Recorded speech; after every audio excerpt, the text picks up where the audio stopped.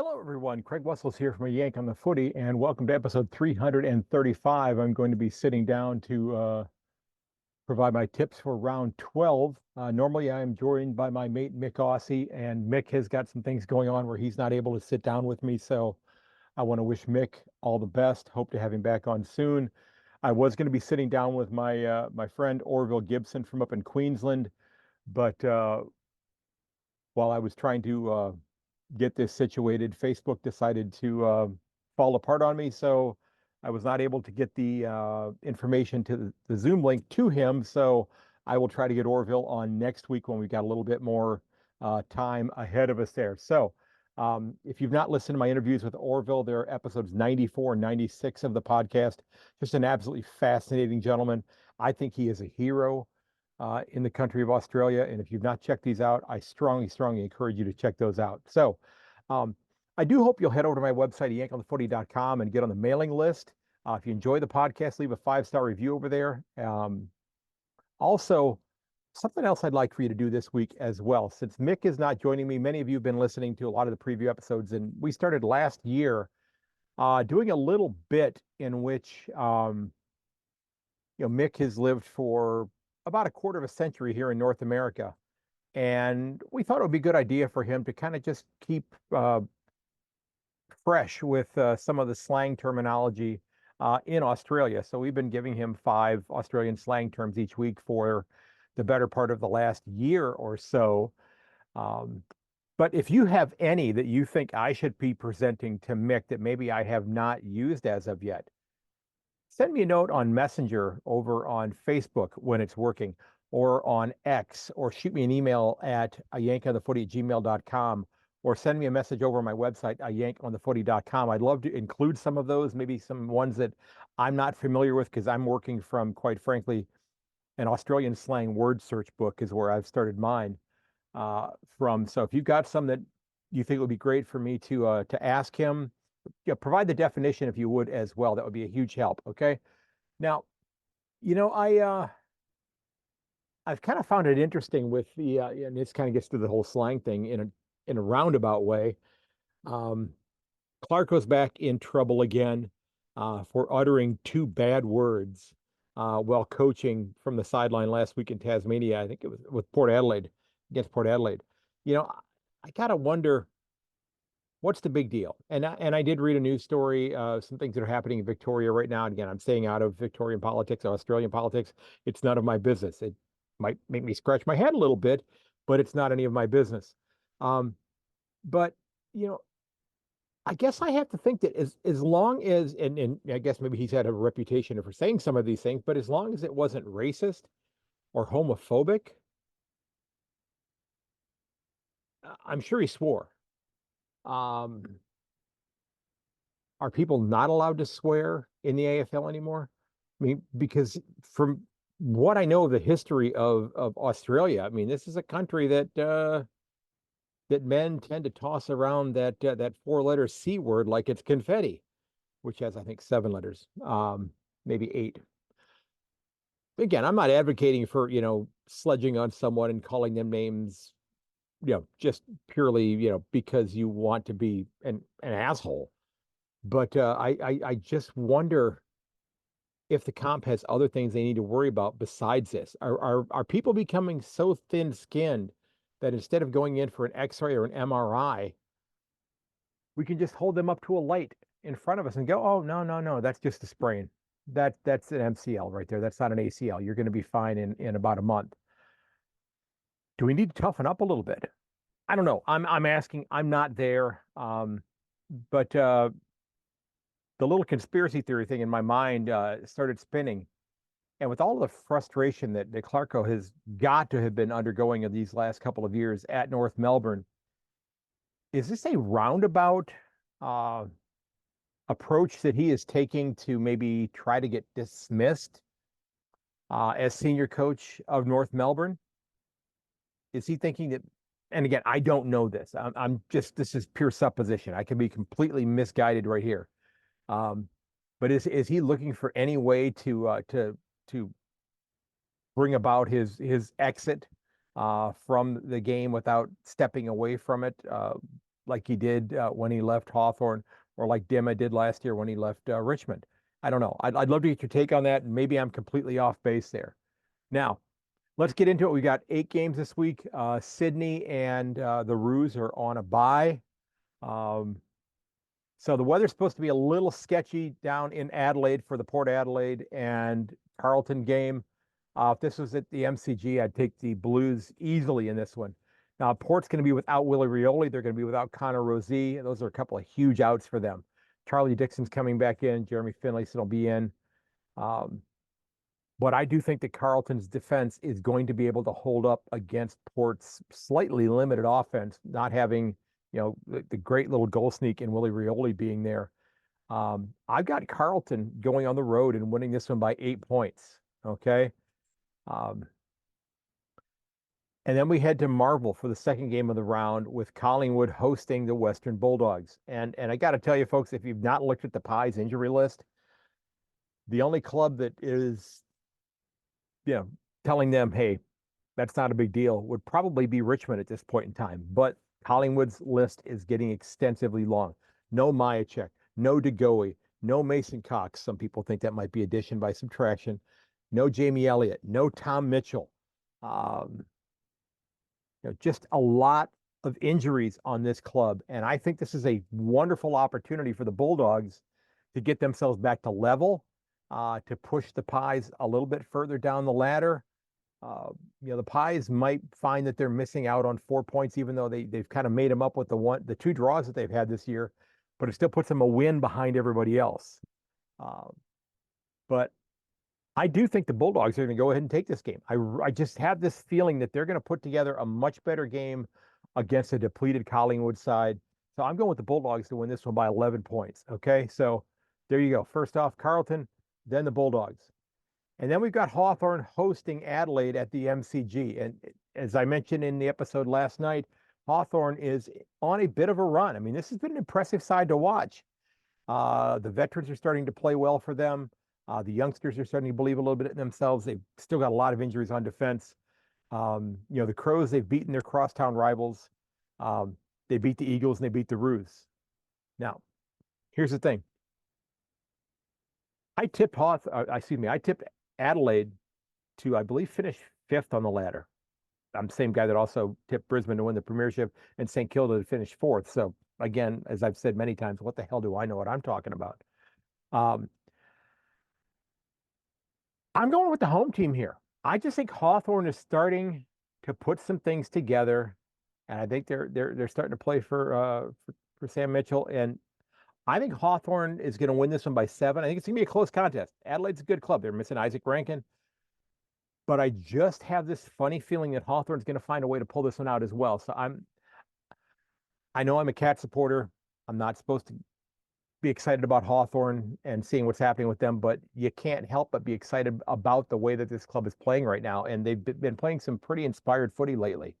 Okay, Mabior Chol's been very solid for them in the last few weeks. And then we head out to Optus for West Coast hosting the aforementioned St. Kilda Saints. And let's be honest, the Eagles, they got smoked last week in Adelaide. They do not play terribly well on the road at this point in time. I think they're going to, improve. I did have a little survey up a couple of weeks ago, the bottom 4 clubs, that would have been Hawthorn, North Melbourne, Richmond, or West Coast. If you had somebody who was coming into the game like I did in 2016, and you had to suggest they follow one of those clubs or support one of those clubs, who would you have them support? And the overwhelming majority of the folks said West Coast. And I think Hawthorn was actually second on that list, and then Richmond, and then North Melbourne. So, St. Kilda, they seem to be in a bit of a free fall right now. I don't know what's happening with this club. They're starting to look an awful lot like Fremantle did under Ross Lyon before he left Fremantle. And I have to wonder, because I kind of asked this question in a roundabout way a couple of weeks ago, but even though I tipped them to finish top 4 this year, I'm going to go ahead and ask it. And which of these 2 clubs, West Coast and St. Kilda, is likely going to be playing finals first? Now, I think it's probably St. Kilda. But that club has got an awful lot of talent, and they have just been getting in their own way. Um, Max King has not taken the step forward that they would hope. They certainly could use some assistance with him down in the forward structure to kick some more goals. Uh, but here's the thing. I'm going to West Coast in this game to win it by 13 points at home in front of their crowd, who I think and again, last week's drubbing at the hands of Adelaide, notwithstanding, Eagle supporters have some things to kind of look forward to right now. Okay. And they're playing okay footy overall. I'm going with West Coast to beat St. Kilda out at Optus again by 13 points. And then we have one of those things that is not completely unlike the total solar eclipse that we had here in Sandusky, Ohio, where back, I think it was on May 8th, I think, April 8th, something like that, a few weeks ago that we had it, where the moon moved in front of the sun and it basically became nighttime for about 10 minutes. Richmond is on their way to Geelong. I know it doesn't happen often, so we should celebrate it when it does. And I earlier this year, I was not sure that it had happened anytime recently, because I remember there was a game Jack Rewalt was commenting about how tight the corners are along the forward 50 for kicking goals and such. And I was thinking to myself, when the heck did he ever play there? Well, I think he had actually played 4 games at Cardinia Park in his career. Long career, only playing 4 games there tells you a little bit of something there. Mark Blitzov's, Jai Clark will not be playing. They're both suspended. It doesn't look to me like the Cats challenged either one of those suspensions. Now, the Blitzov one, I could kind of see that one happening. But the Jai Clark suspension, quite frankly, I think was bullshit. It was a bump, pure and simple. It was a bump, okay? And are we not going to have any bumping anymore? I guess, Andrew Dillon, are you going to go ahead and issue those inflatable pool rings that little kids take with them to the public pool? Are you going to go ahead and just have all the players wear one of those or something like that, maybe with straps like suspenders to hold it in place so to try to limit the possibility of bumping? To me, that one was an absolute joke. Okay. And let's be honest, if Chris Scott was coaching from the sidelines and coaching from the bench area, he might have very well said the exact same damn things that Alistair Clarkson said, whatever it was that he said during his game. Because I just think that was a bogus call there. And yes, I've got my Cats goggles on right now, but I think it was a terrible call for him to get suspended. Now, the Tigers, they played tough against the Bombers last week. This club has got a lot of players that played on a Premier side or 2 or 3 with them still, but they are decimated with injuries. No Hopper, no Toronto. Shea Bolton's going to be out again this week. Yeah. Bottom line, this is a must-win for the Cats. They are in free fall right now because after Richmond, they go to Sydney. And right now, I'm telling you right now, I'm tipping Sydney in that game. They're coming off a bye. The Cats are heading into a bye. They might get Dangerfield back. They might get Cam Guthrie back. But if you really want to be careful, do you hold Dangerfield out one more round and give him another bye week off before you bring him back with that hamstring? I don't know. And I think I mentioned this yesterday in the short episode that I did, but if I'm the Cats, and I guess when players are on their own time, they're on their own time to do their own thing, but I'm not sure. Maybe to me, it's just not a great look to have a current player announcing a game. And maybe I'm completely off base on that because I know he did one game last week with, I think it was with Channel 7. But again, I'm going with the Cats to win this one by 9. I just think that they are too good of a side right now. I don't know how much the midfield is going to help out in it. I think that the forward structure is going to have to find a way to get things done. I think the defense is going to have to find a way to get things done. I did see that there was an AFL Daily episode that talked about if you control Tom Stewart, you control the Cats. I haven't listened to that yet. I do stand by what I said yesterday, where I think that the next Cats captain should either be Zach Guthrie or Max Holmes once, Patty Dangerfield decides to step away from the captaincy. Okay, I stand by that. Okay, I think Zach Guthrie is one hell of a leader on that club. Same with Max Holmes. Okay, 24 years old, and I think Max Holmes might be 22 now. So, you've got a couple players who'd have, hopefully long careers with the club. Okay. Melbourne and Fremantle are heading up to Alice Springs to play at Traeger Park. And they've got a terrific matchup this week. Two clubs that are both playing pretty darn well this year. The D's are going to be without the glue that helps to hold together their defensive structure. And Jake Lever, he's going to be out for about 3 weeks, I believe. Fremantle overall is relatively healthy. This is technically a Melbourne home game, but I'm actually going to go with Fremantle to win this one. I just think Fremantle is playing a good form of footy, and I just think that I think Luke Jackson is going to always be looking to show that he is his own guy when he goes up against Max Gawn. And hopefully Sean Darcy's back and is healthy enough and is going to be able to take some of the pressure off of Jackson as well, allow him to get forward. And he's really, really tough to control when he goes up forward. So again, Dockers in a minor upset by 6 points. And then the last game of the round, we've got Gold Coast hosting Essendon at the People's First Stadium. And the Suns, they got their first big win of the season against the top 8 side a couple weeks ago. They kicked the shit out of my Cats. I can't say it any more than that, okay? They crushed Geelong. I tip my cap to them. They played one whale of a game. Cats had a lot of players missing. The weather was not great for them, but still no excuses. They're professionals. They did not play well, okay? They've kind of turned their home ground into a bit of a fortress, and they've played very well at home. Now, if the Bombers can get another performance like they did last week from Jake Stringer, who I called, Vinnie Johnson, the microwave, if you listen to last night's episode, if not, check that one out. If they get another performance like they did for 4 goals in a very short period of time, I think I might go with Essendon in this one. But even though they are a top 3 side right now, I think they're sitting 3rd on the ladder. I am going to go with Gold Coast to knock them off at home. Okay. I think their midfield is very, very solid. I think they're going to get enough goal kicking out of Lukosius and King and everybody else up there. I got Gold Coast winning this one by 10. Okay, so again, I'm going with Carlton. I'm going with the Bulldogs, Hawthorn, West Coast, Geelong, Fremantle, and Gold Coast this round. Now, again, Mick was not able to join me.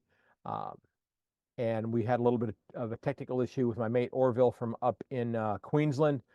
And depending upon Mick's schedule, I'll try to get Orville on to help tip next week.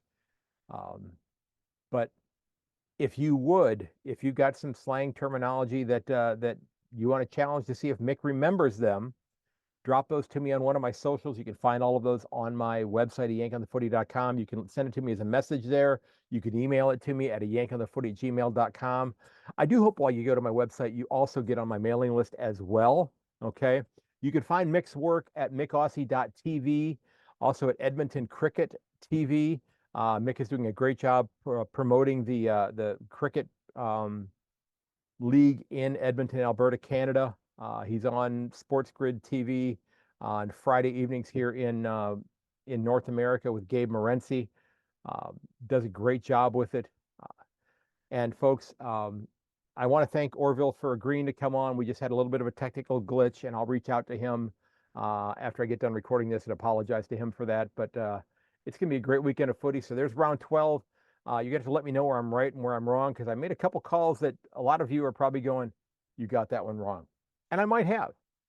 But keep in mind, I did tip Richmond to beat Sydney back in whatever round it was. Okay, so I got that one right. So every once in a while, even a blind squirrel finds an acorn. Okay, folks, you can find everything about the podcast over at my website, ayankonthefooty.com. You can get on that mailing list. I hope you do. You can leave a review. Really, really helps the podcast. Gives me some credibility if folks in Australia who enjoy the show tell me about it and tell others through a review. I can share those out on social media, hopefully bring in more listeners. I do hope you'll share the episodes with your friends and family. If you want to also help out the podcast, you can click on that Buy Me a Coffee button as well. And if you got an idea for a great guest, maybe it's you, maybe you've got somebody who is a legend of local footy, or you've got a family member who played the game at the highest level years ago who's got great stories to tell. I don't know who all of those people are, so you would be a great conduit if you know any of those types of people. Please reach out to me at ayankonthefooty@gmail.com or at yank_ on over on X. You can find me on Instagram and Facebook as well. Thanks for the kind words, everybody. And as always, may your dribble kick never hit the post. I will catch you later. And this has been episode 355 of A Yank on the Footy. Thanks for listening. I do hope you'll share the episode with your friends and family. Looking forward to chatting with you again very, very soon, Mick and Orville. I'm going to get you here real soon, buddy. I apologize for the technical glitches. My Facebook just was not loading for me tonight. And cheers, ladies and gentlemen, and goodbye.